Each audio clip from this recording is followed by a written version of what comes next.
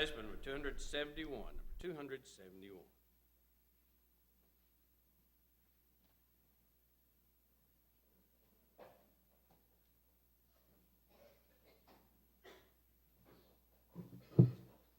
Good evening, brethren. Glad to see everybody that's here. If you'd be opening up your Bibles, if you care to, all the scriptures will be on the screens. But if you'd like to look at Daniel chapter 11, it's a very, very interesting chapter. Probably one of the most lengthy, one of the most detailed. We'll get as far as we can. We'll stop at 15 till if we're still on verse 1. But what I would like to do is go ahead and look at chapter 11 tonight and do as much of it as we can. Then finish it, or if we finish it not, that's great. Look at chapter 12 next week, and then we're going to take a break. Okay, we're going to take a break because I know that this can be kind of difficult. The book of Daniel, particularly the last 6 chapters, are not fun. They're NFL, I like to say, the no fun league. A lot of details, a lot of information, but the reason I want us to look at this and to look at the apocalyptic literature of Ezekiel and to look at the same literature of Zechariah, is because these, in order to understand the book of Revelation and not be so afraid of it, we need to be familiar with this writing that we call the apocalyptic literature. Ezekiel is even more pronounced with that type of writing. But we'll see a few things, and even in the abomination of desolation that we look at in Daniel, that will come into play when we think of eschatology, which is a big old fancy word that just means doctrine of end times. Because, as most of you here in South Pittsburgh probably got the flyer in our mailboxes, that's something that people like to talk about. It's exciting. You get to talk about the Antichrist and the 7 years tribulation and 1,000-year reign of Jesus. And, am I going to be a governor of Arkansas, or what am I going to be in that, that period of time when Christ rules the world with an iron rod for 1,000 years, and so on and so forth. So people like to talk about those things. All of that, of course, we just mentioned is false. But if we're not in a position to talk to people about such things as Daniel chapter 11 and so forth, they can, and have used for years, twist the scriptures of the Bible to cause us difficulty. I remember as a young man having obeyed the gospel and finding out so much of what that I had thought was true was not.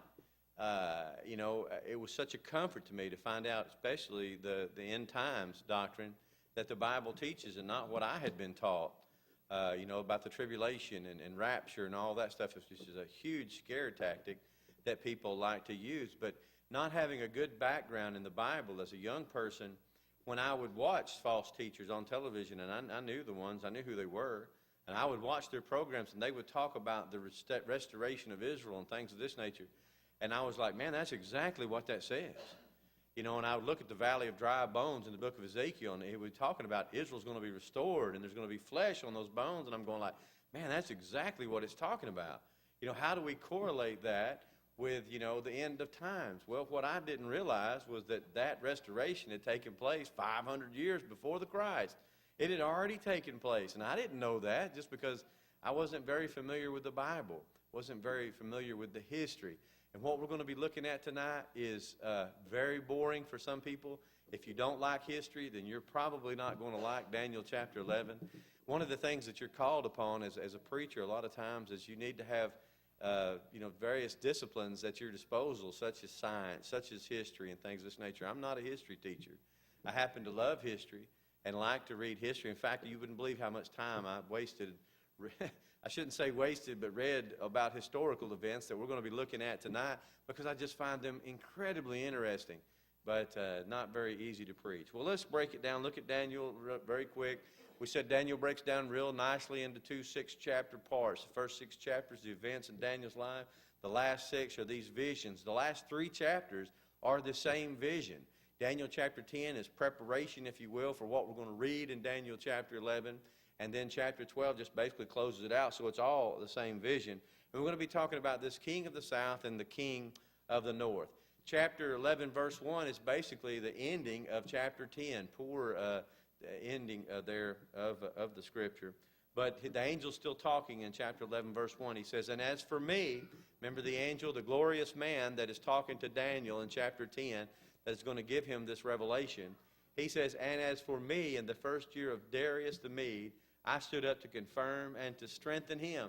So we talked last week how we have this whole chapter 10 talking about this angelic things that are taking place in a spiritual realm that we don't even have access to, much like what we find in the book of Job chapter 1 when we have the sons of God, the angels gathering around the throne of God, and there's Satan running around, and him and God have a conversation in which that sets the framework for everything that happens in the book of Job.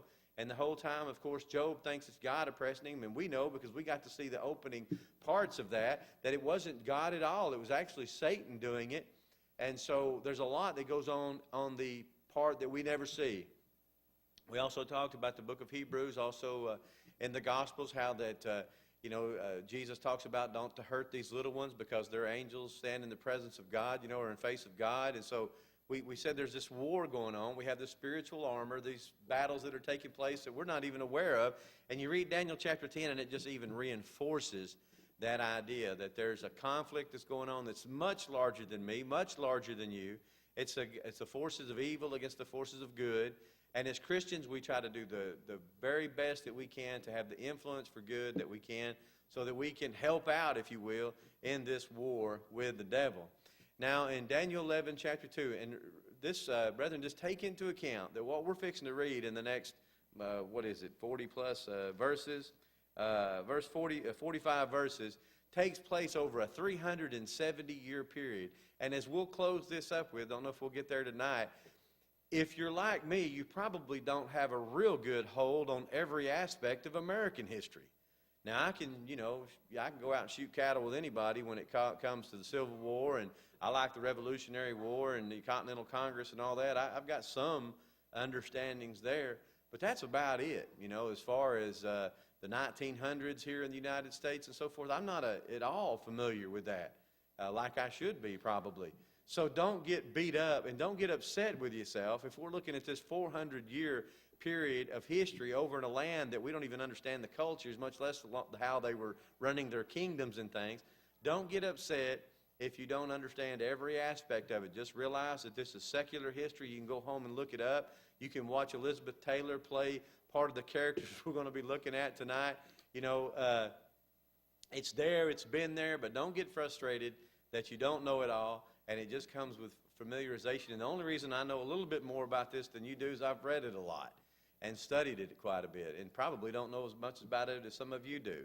So don't get frustrated with that. What you need to take from this chapter is the whole book of Daniel is that God is working in the kingdoms of men. And he brings down who he wants to bring down, and he raises up who he wants to raise up. And with that, remember the proverbial statement that righteousness exalteth the nation, but sin is a reproach to any people. And notice when these kingdoms are brought down, most of the time it is judgment of God that is bringing these kingdoms down.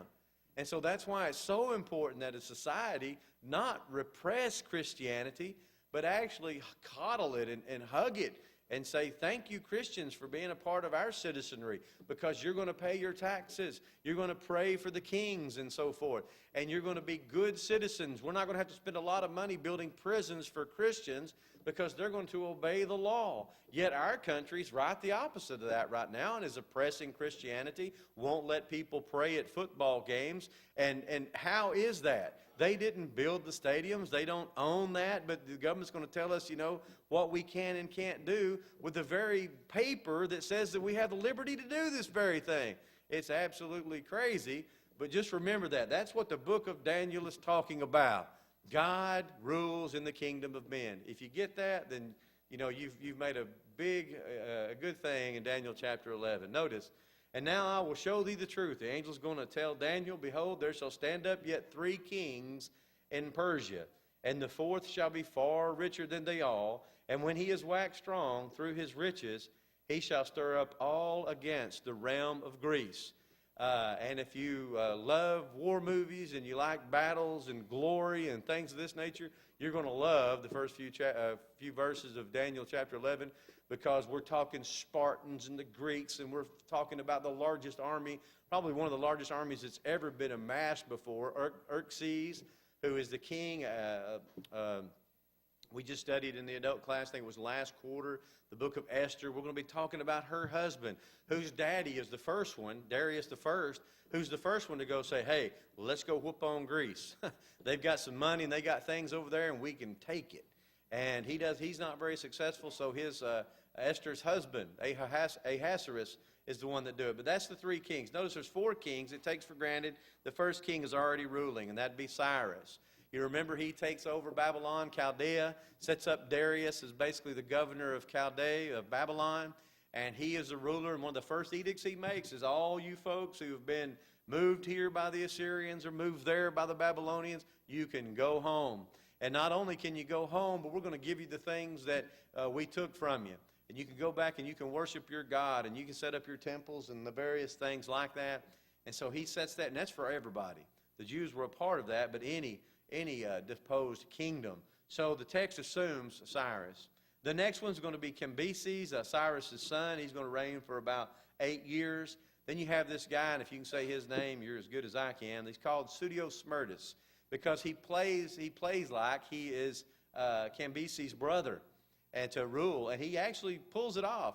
He rules for a year, and then a fella, if you can say his name, you got me whooped, but Hystapsus or Darius the First, which is easier, he's who is spoken of in Ezra chapter 6, who Ezra, remember they stopped building the temple and everything, and they're like, hey, we need to get this going again. So Darius makes a search of the court records because, you know, you have these Samaritans saying, the Jews ain't got no right to be doing that. The last king told them to stop.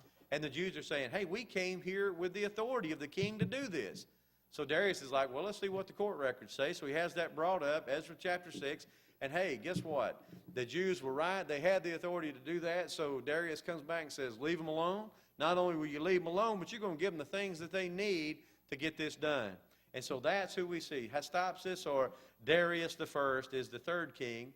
And here's a kind of and now, folks, this is history. It's one of the things I love about it. You can go to history books. You can see this. This is a picture of Darius. And if I can get a marker here, hopefully you can see that mouse on the screen. Do you see that right there? That is a pair of hands extended from arms from a fella. You can see his nose right there. There's his chin. He's got on his hood gear. Here's his skirt and feet. This is Smyrtus, Pseudo-Smyrtus, and this is Darius the First with his boot on him. And that's one of the ways that the ancient kings would show you that they reigned. Do you remember what Joshua did with the kings that he had? When they brought them out, what did he do? He put their boot on their neck. And that's a symbol of, hey, I have conquered you. And this is on a wall that's been found. And, of course, you can go and see that today. That is a monument that Darius I had erected of himself, putting down this usurper of the throne. Then we come to Xerxes the First, or as he is called in the Bible, Ahasuerus. And he is the king. His daddy is Darius the First. And we start the Greco-Persian Wars. His father, we said, started the attack on Greece and was defeated at a battle called Marathon. And we know Marathon because you'll remember there's a dude that ran 26 and half miles, something like that, to go tell the king something and then ran back. And on the way back, I think it's when he died. But that's a winded fella right there that can run 26 miles. So these things that we're talking about even have some influence on our culture even today. And think about it. Here you had basically a bunch of Iraqis that were going over into modern-day Greece, Europe. And they were going to try to conquer. And, you're talking a couple of battles away, and we're all speaking Arabic, or Aramaic. You think about, a couple of battles that took place in Tours where the French, Charlemagne, was able to stop the Turks, hundreds of years ago. If a couple of these key battles, and world history would be a far different thing than it is today. So he is defeated at Marathon. Xerxes, 10 years later, brethren, it's believed, and the Persian guys and the Greek guys weren't as bad to exaggerate as a lot of historians, but it's believed that this fellow had around 1 million men. About a 1 million-man army that he's moving on Greece. One of the things he does, he builds a bridge across it didn't work for him. But anyway, a lot of people think that's exaggerated, but it's one of the largest armies ever to be put out there. And what was so bad was he really counted on his navy a lot. And, of course, the Greeks used that to their advantage and were able to destroy his navy and were able to stop Xerxes. But the Greco-Persian Wars, this whole thing is going to basically be the forefront of Daniel chapter 11 until we get to a switch where we're going to start looking at the Romans a little bit and the fight between the Persians and the Egyptians, or the Seleucids, as we'll see here in a minute. You've heard of the Battle of Thermopylae, the 300, the Spartans, where they have that little piece of ground where they are able to hold back this Persian horde, if you will, from coming through and immediately going down and wiping out the Greeks. They eventually lose. But Salamis, of course, is the naval battle where the Persians are turned back. This whole conflict is going to come to an end. It's going to be done. There's going to be battling back and forth. There's going to be little skirmishes. They're both not going to like each other. This will continue until Alexander the Great basically conquers the known world. And that's one of the reasons the Greeks were so ticked off when they got to the Persian area. That's the reason that the battles were so livid, was they were basically repaying about 150 years worth of bad things that had taken place. And of course, here's one of the Spartans. You can see even today, if you go to this little area of Thermopylae, the great Spartan tradition. Well, notice verse 3. And a mighty king shall stand up that shall rule with great dominion and do according to his will. Now we're going to have a kingdom shift. We are going to shift from Xerxes, who is Ahasuerus and Esther, the book of Esther, to the Alexander the Great. Doing it also skips 8 Persian kings and 150 years of history, but Daniel's basically getting a synopsis, if you will. Not concerned. You have these 3 mighty kings right after Cyrus, 3 back-to-back, and then Persia's not really going to have the influence that it once did, and so the angels just kind of jump to the next big event. And and brethren, that's one of the reasons Bible history is so hard. It's hard because you've got the same guys with the same last name. Have you ever studied, the kings of England? Or look at the popes. I mean, like what the last Gregory was like 11 or 12 or 13 or something. Leo, I think, is the most popular. You have multiple people with that same name. And so that makes it very difficult. And that's why you'll see so many of the times the years that they ruled out beside them.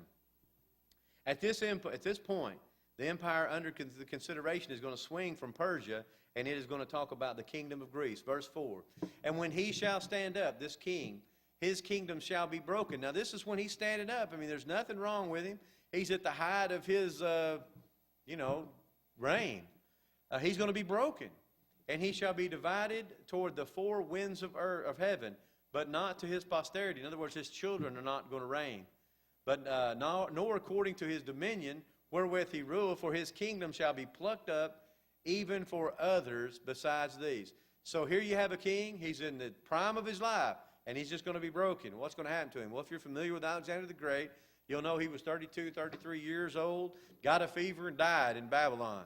And they asked him who should rule. He had 2 sons. He told the head of his cavalry, a notorious cavalry that he had, that the strongest should rule. Well, you know how that plays out. There's nobody to enforce that, and so that doesn't take place. It says, and the king of the south shall be strong. Now, this is after the kingdom is divided up. The king of the south is going to be stronger, and one of his princes, and he shall be strong above him and have dominion. His dominion shall have a great dominion. Alexander dies a young man, no successor to his throne. He puts one, but man, he's in Babylon, and Macedon is, a long ways off before you even get to the Mediterranean, and then you got to go all the way over to the Aegean. It just doesn't happen. Doesn't take place. And so, no one to back it up.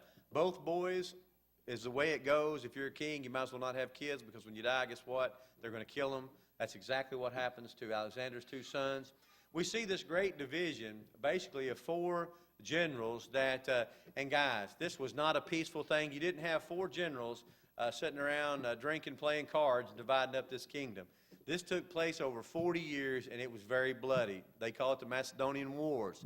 And these 4 generals are all fighting. You have General by the name of Ptolemy. You have the Seleucus, Lysimachus, and Cassander. 4 generals. They basically end up dividing it. You can see Cassander basically got Greece and so forth. I think I have it on the next slide. Ptolemy, he gets Egypt. Now that's why you have Greeks ruling Egypt. When you think of Egypt, who do you usually think of people ruling Egypt? Well, Egyptians, and the pyramids and walk like an Egyptian and all that. That's what I think of when I think of Egyptian rulers. But we're going to find that Cleopatra, the Ptolemies, all these people, they're not Ramesses, they're not pharaohs.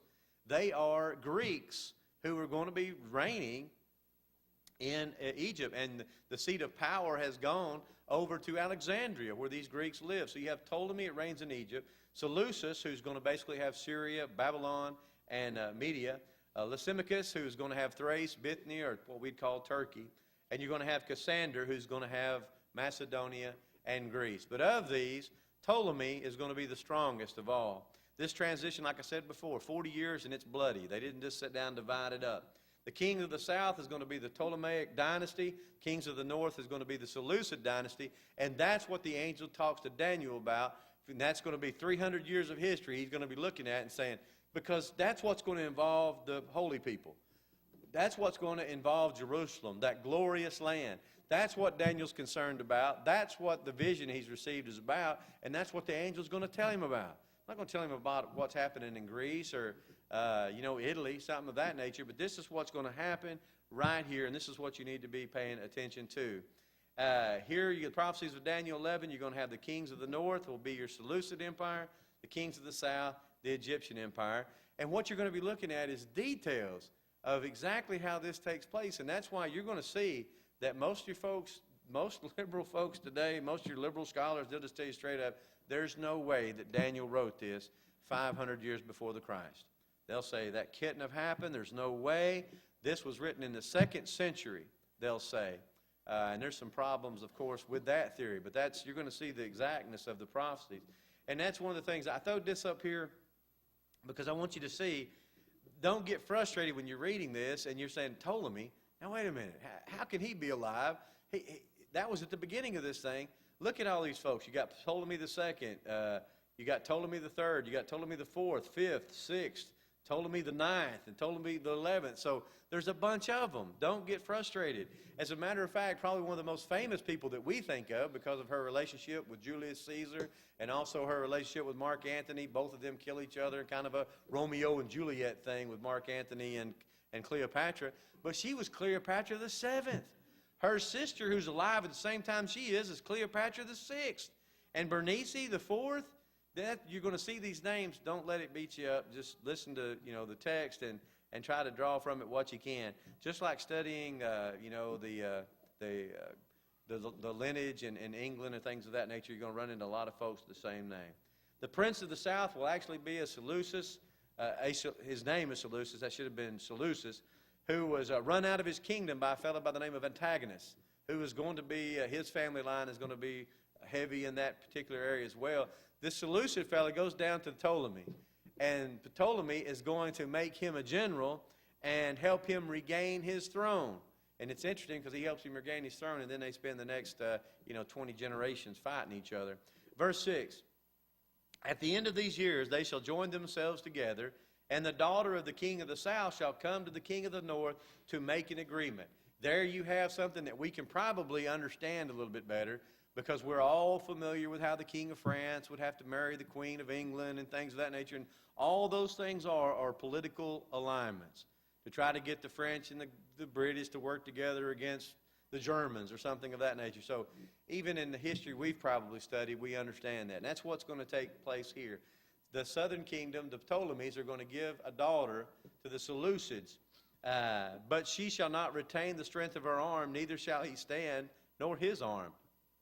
But she shall be given up. And they that brought her, and they that beget her, and that strengthened her in those times. An alliance is reached between Ptolemy II and Antagonus II. Bernice will be married to Antagonus with great pomp. It's a big wedding, I guess kind of like those weddings that happen in England today that I care nothing about, but you can't watch the news without seeing them for hours on end. This great wedding's going to take place. Well, that's how it took place, but guess what? Old Ptolemy dies in about 2 years, and so the first thing Antagonus does is get rid of Bernice and goes back to his first wife. But you got to be careful, men, when you try to do things like that, because guess what? Laodice, the wife that he divorced to marry her outcast, to marry Bernice, she comes back. First thing she does is poison her husband.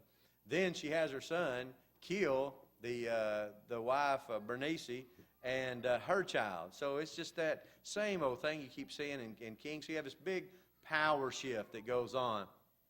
Verse 7, but out of a shoot from her roots, in other words, it's going to be her brother, shall one stand up in his place, who shall come unto the army, and shall enter into the fortress of the king of the north, and shall deal against him, and shall prevail. Her brother is going to come and avenge his sister's death, and her being put away in the family name and honor and all that stuff, you know.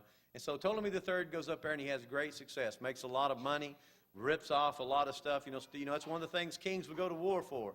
We're going to find that with Antigonus Epiphanes. He goes to war. He goes and destroys another town so that he can pay his army, because he needs money. And then he wants to make that town feel better, so he'll go and destroy another town and then use that money. What do we call that today? Robbing Peter to pay Paul. You know, you never pay off those debts. And basically that's what we have happening here. Seleucid regains his throne, attacks Ptolemy, but he is defeated, tries to regain it. Verse 8, and also their gods, their molten images with their goodly vessels and silver and gold shall he carry captive into Egypt. In other words, he's going to take the booty. You know, one of the things I've told you in the past, I believe that, I was just amazed one time we got lost. I hate to admit that, but we were on maneuvers in Germany, and somehow I got off the training facility there in Grafenwehr. And I didn't know how to get back, couldn't read the road signs, couldn't talk to anybody. But if you're in Germany and you're in a small town, one place you can go, it's the same thing as the hospital, it's the town city hall, it's where everything happens. You can find something you need. You go to the cathedral. Now, a lot of these are, we think of cathedrals, you think of big, huge buildings, but a lot of them are very small. So I went to this one to try to get directions. And when I went in, now I'm talking about a small community, there probably wasn't 30 houses in that town. But I went into that little cathedral, and you know what was up there at the altar? I mean, you would not have believed all the gold and all the, looked like precious stones to me that were in these images, that were all over this Catholic church. And I thought to myself, no wonder the first place in these wars, people would be into these temples, because there's where they'd have all these things. Well, the first thing that, of course, Ptolemy does, he goes into these, grabs their gods. Because a lot of times these will be made out of expensive metals, and they're worth a lot of money. Verse 9, and he shall come into the realm of the king of the south, but he shall return to his own land. Seleucid tries to counterattack, tries to regain some stuff, but he's put down. The war continues. Verse 10, and his son shall war and shall assemble a multitude of great forces. Now tell me that's not a preacher in training right there. Daddy's a preacher. He's working on those lungs right there. He's going to need a microphone. It says, and he shall assemble a multitude of great forces, which shall come on, overflow, pass through, and they shall return to war, even a fortress. War between the dynasties. The sons of the king of the north are going to attack the kings of the south. And this is going to be going on. It's called the Battle of Raphia. You can look it up. 100,000 men, supposedly, 10,000 cavalry. It was just a lot of people died there. And, of course, the Syrians or the Seleucids are defeated there. No great victory for Ptolemy, though. Notice, the king of the south shall be moved with anger, shall come forth to fight. He's going to defend his area. But notice, a great multitude, and the multitude shall be given into his hand. The multitude shall be lifted up, excuse me, and his heart shall be exalted, and he shall cast down the tens of thousands, but he shall not prevail. In other words, it's not going to be a great victory for him. He's not really going to get anything out of it. So basically, it's kind of a dead end. And notice, the king of the north shall return and set forth a multitude greater than the former. What do kings do when they get defeated?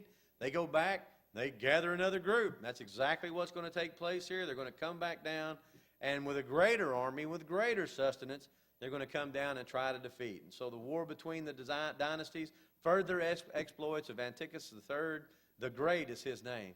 And in those times there shall be many stand up against the king of the south. Also the children of the violent among the people shall lift themselves up to establish division, but they shall fall. So the king of the north shall come up, cast a mound. In other words, he's going to build up a mound, besiege the city. He's going to destroy him, and there's nobody that's going to be able to stand against him. Antiochus III, the three, now moves on to Palestine, and that's where we get the glorious land. That's why it's important to Daniel to know this.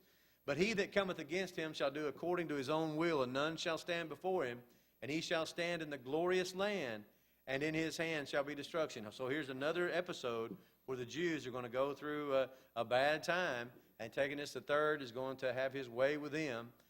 He wants to establish Hellenism, and he's going to give the Jews a hard time. He's the first guy that's going to build a gymnasium on the same block, if you will, as the temple. And as we said earlier on, if you read Josephus' account, the Apocrypha too, First Maccabees deals a lot with this. You're going to see that, one of the things you did when you went to the gym was you got naked in the Greek culture. And the younger Jews, they ate this up. They liked the Hellenism. They liked the new stuff. And boy, the old Jews it didn't sit well with. And so he wants to establish Hellenism. Remember, the Greeks not only came in and conquered you and took your taxes. They're not like the Romans. Romans just wanted your money. Basically, do what you want to do.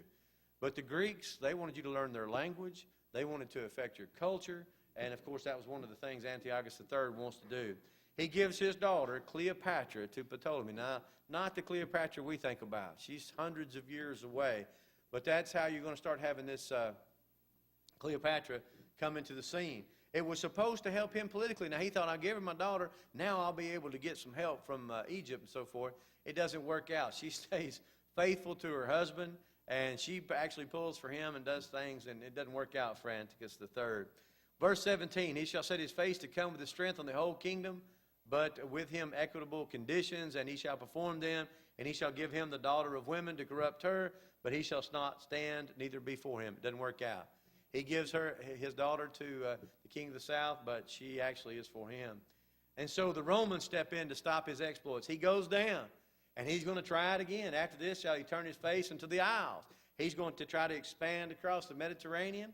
But notice, and shall take many, but a prince shall cause the reproach offered by him to cease. Yea, moreover, he shall cause his reproach to turn upon him. In other words, they put a stop to it. Say, go back home. You're not going to go here. Rome is a rising power, and we're fixing to see the turn of power from the Greeks, from the Seleucids and Ptolemy, to the Romans. Verse 19, then he shall turn his face toward the fortress of his own land, but he shall stumble and fall and shall not be found. It's not going to work out for him. Unable to act out militarily and take over things and pay his great army, his end comes, and Seleucus IV starts to reign. But he levies heavy taxes, and after 12 years, he is going to be poisoned. Then shall stand one in his place that shall cause an exactor to come to pass through the glory of the kingdom. And that's talking about the levy, if you will. But within few days he shall be destroyed, neither in anger nor in battle. He's just assassinated. Somebody else stands up. From verses 21 here in Daniel chapter 11, this is one of the things you might want to do. You might just want to write down there at the beginning of verse 21, because from it through chapter 12, verse 4, we're going to be talking about this man who's probably one of the most notorious criminals, I guess you could say, in all of the Bible. His name is Antiochus, and they called him Epiphanes, and that means a glorious one. He thought of himself as to be glorious, and he is going to do probably as much to destroy Jewish culture and Jewish people as anybody, save probably Adolf Hitler, I guess, in modern times. He's going to be Antiochus IV. You can see pictures of him today. He's on coinage, and he really loved himself. And he was one of those guys that was going to take over the world, too. In his place shall stand up a contemptible person to whom they had not given the honor of the kingdom. He's not even in line to be king.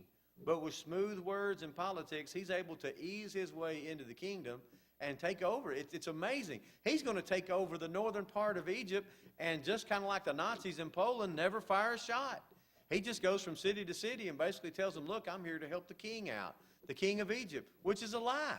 And so they let him in and stuff, and he basically gains control from Memphis all the way to Alexandria and doesn't really go to war with anybody.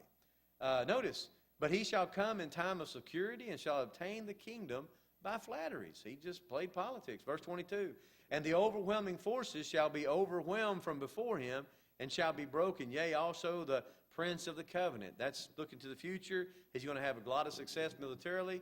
Also, the prince of the covenant, basically probably dealing with the Jewish people. So Antiochus IV, he'll break the treaty with Egypt, first thing. And again, he'll invade Egypt. And after the league made with him, he shall work deceitfully. That was his thing. You know, it's amazing. You might say, well, how do people keep falling for that? I mean, the guy makes a deal with one city. He doesn't hold it. He goes right down to the next city, makes another deal, doesn't do it, rolls on right down, and we say, how did that happen?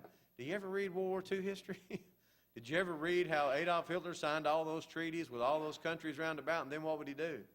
He would go right to the next place he had signed a treaty and destroy them. And you had a little old short, heavyset fellow over in England saying, you need to watch this guy. This is what he's doing. And the whole world going, no, it's just a misunderstanding. This guy, he means well. Well, we saw where that worked out. Notice Antiochus IV, take one city at a time. He feigned to coming to aid of the king of Egypt. And one of the ancient historians said he took Memphis to Alexandria and never struck a blow.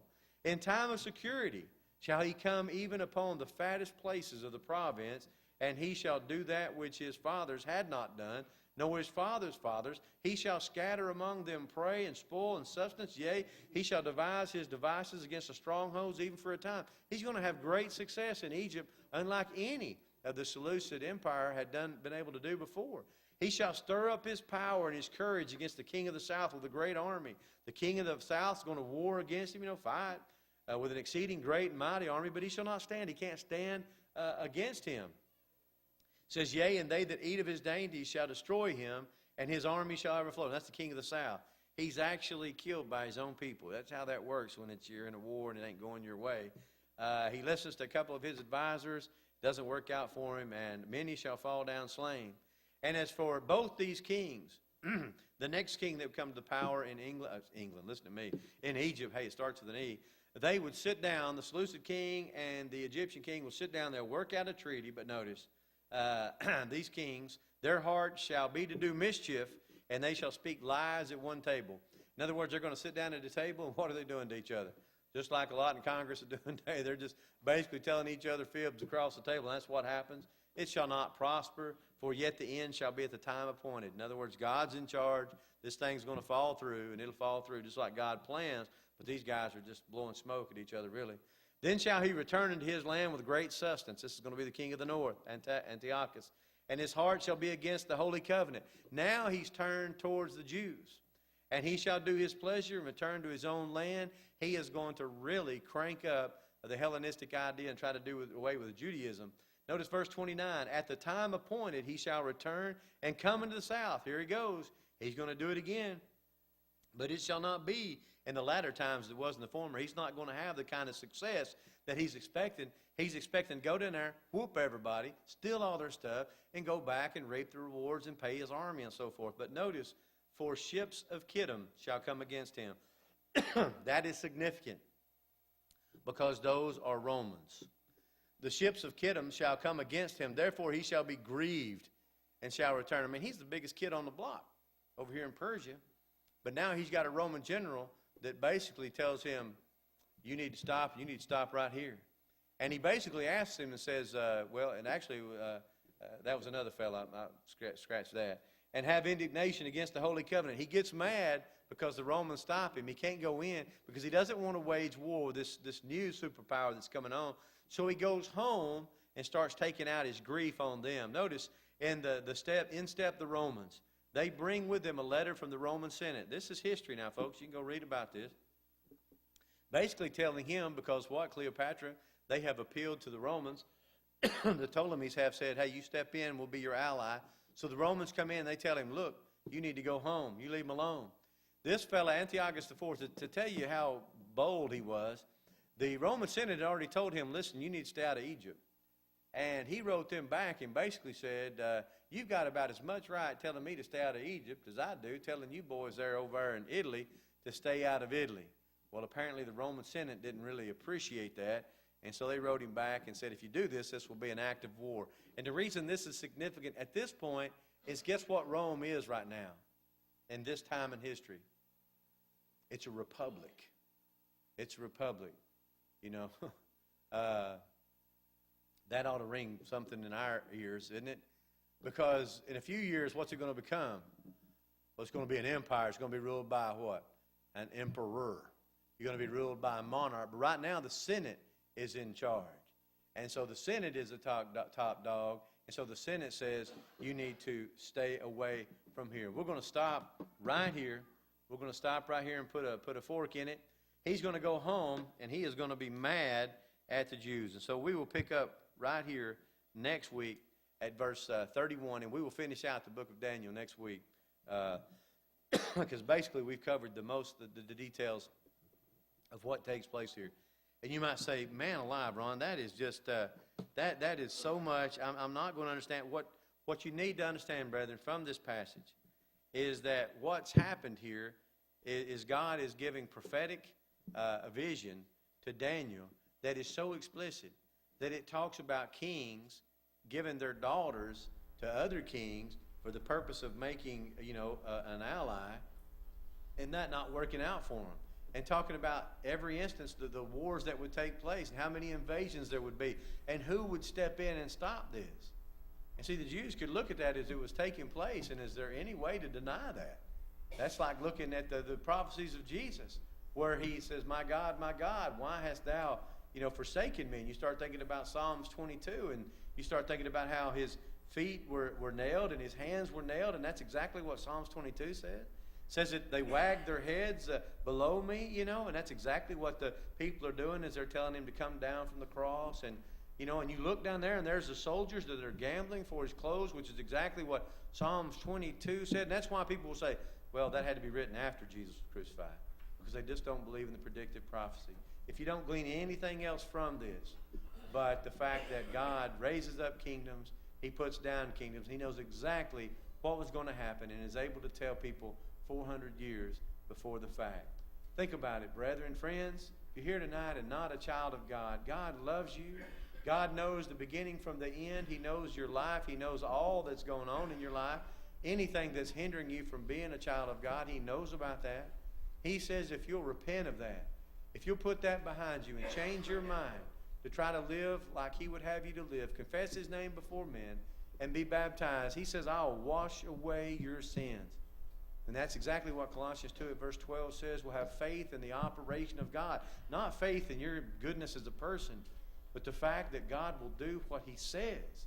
As we see take place in every instance in Daniel chapter, this book of Daniel, God knows and tells us exactly what's going to take place. He tells us, if you obey the gospel, if you're willing to do this, then I'll clean up. Whatever you've got in your life, I'll wash that away. You can be white as snow. If you're here this evening, need anything that we can help you with, we encourage you to come as together we stand and while we sing. Why, King Jesus, waiting.